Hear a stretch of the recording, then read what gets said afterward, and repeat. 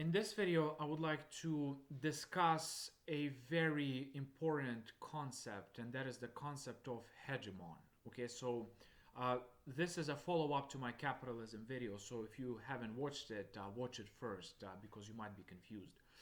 Um, so this concept is really, really central to understanding how capitalism works and to understand 400 years of its existence so far. So this concept of hegemon, okay, it's a Greek word. So essentially, in ancient Greece, you probably know that Greece was always divided. It was made up of a whole bunch of city states. There was Athens by itself. There was Thebes and Argos, and they all kind of allied with one another. Then they fought one another. Then they became friends with their enemies, and they attacked like the.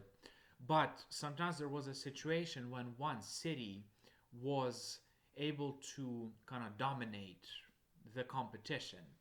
Athens was, so that's what the hegemon is. It's this kind of, you know, unchallenged power. That's what a hegemon is. And, historians who, did pioneering work in this sort of history of capitalism, such as Fernand Braudel and Emmanuel Wallerstein, they use the concept of hegemon to describe the center, the most powerful city in the capitalist system. So essentially, once we got the capitalist system, uh, some countries, became dominant powers, and the capital cities in those dominant powers became hegemons. Okay, so once we started with Venice, okay, essentially Venice is our first, hegemon. Um, Venice was a naval power, and it was a maritime power. And by the way, before Venice, you could say that Florence was a hegemon, but I don't think. Um, and it was restrictive. Okay, I mean, it was pretty kind of undemocratic. Venice was, you could say, a totalitarian almost. It was a controlled state. Okay, so after Venice, so Venice, was the superpower for a while. It had a lot of colonies, and the Adriatic Sea used to be called the Sea of Venice. And by the way, let me tell you a really fun story about Venice before I move on to the history discussion. Um, you know that the symbol of Venice is this lion, uh, you know, with holding a Bible. So what is this lion? Well, lion is associated with a saint called Saint Mark. Okay, so Saint Mark was the saint of Venice. So essentially, 1,000-ish years ago, Venetians decided that they need their own, relic. Okay, so like you probably know that in Italian, kind of Catholic cities, it really raises your prestige if you have a relic. Like for instance, if in your city, in your, cathedral, you have sort of a buried, a dead saint, like let's say bones of, I don't know, Saint Peter or something. I mean, you have so many people coming, and it raises your prestige, raises your economy. It's wonderful. So Venetians kind of decided that they would like to get a relic for their city, and so they went to Alexandria, which was under Arab rule at this time. Egypt, this is after Islam, came onto the scene. So Egypt was and still is a Muslim power. So, and in Egypt, was this Saint Mark that the Venetians tried to get. So, how do you, steal this incredible relic, from Egypt, which is, not going to let you take it because it's valuable stuff. So, what the Venetians did is they just took this Saint Mark, whatever remained of him, and they put him in a barrel, and then they covered it with pork chops.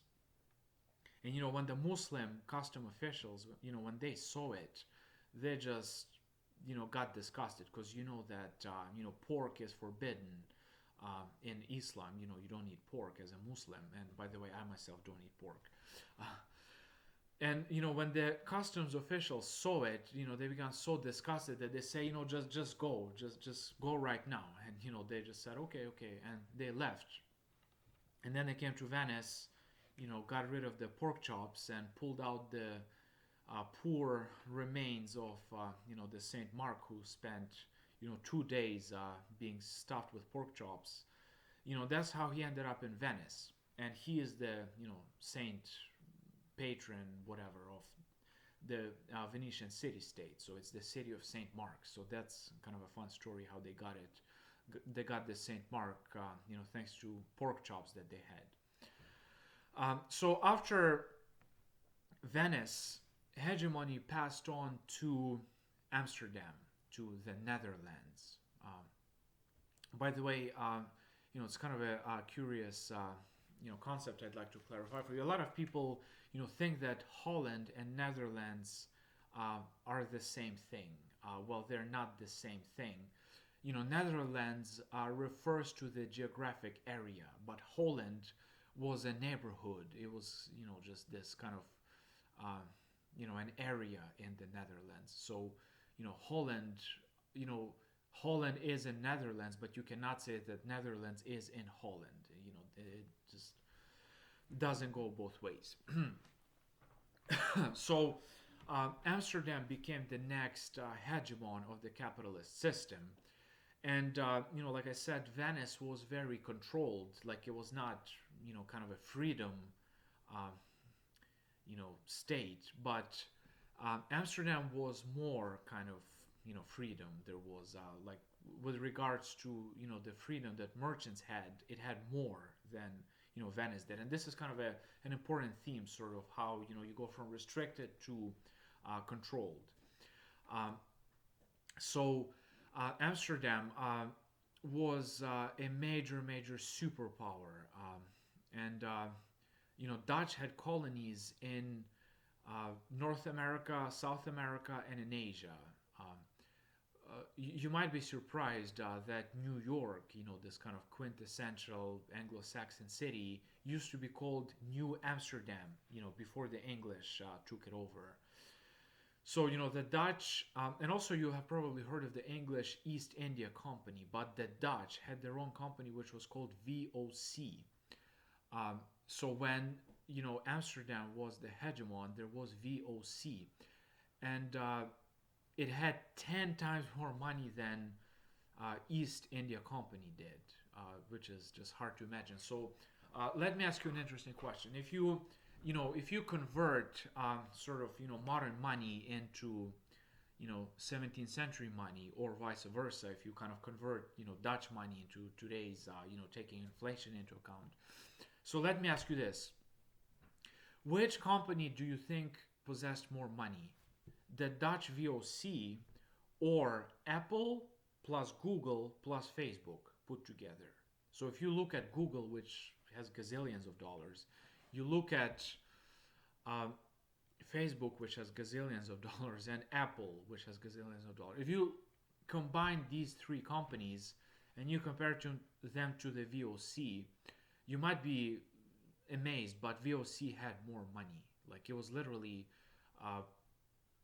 probably the richest company in human history, okay? So the Dutch, they were the hegemons of the capitalist system for a while, until they lost the upper hand in this. Essentially, they lost it to the English. So London became the next hegemon of the capitalist system. And, English trade was much more free trade. There was this concept of laissez-faire.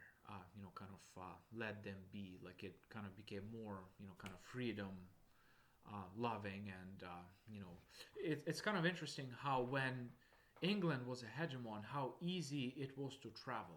Like, now you gotta, get all these visas and passports, and, tickets cost like so much. But back then, when England was the hegemon, it was literally just get a ticket, which didn't cost that much, and you could just go to any part of the world. That's um, because England had more kind of liberal trade policies. Uh, and of course, that in the 20th century, England essentially became replaced by the United States. So you could say New York is the current hegemon city of the capitalist system. And once again, USA is more restrictive as far as its policies. And so, just to recap, capitalist system, has core and it has a periphery, and inside the core, you have a hegemon country, and the hegemon is the city of that dominant country. So it was Venice, then it was Amsterdam, then it was London, and then it was New York. So, and you kind of might have a question. Well, what's next? Okay, and no one knows the answer. Will there be another hegemon? And some say that Asian countries will be sort of the next hegemons. So maybe Japan, maybe China, but perhaps that's not going to be the case, and perhaps the whole capitalist system is coming to an end. We do not know what's going to happen, but the current hegemon is definitely the United States of America and New York in particular.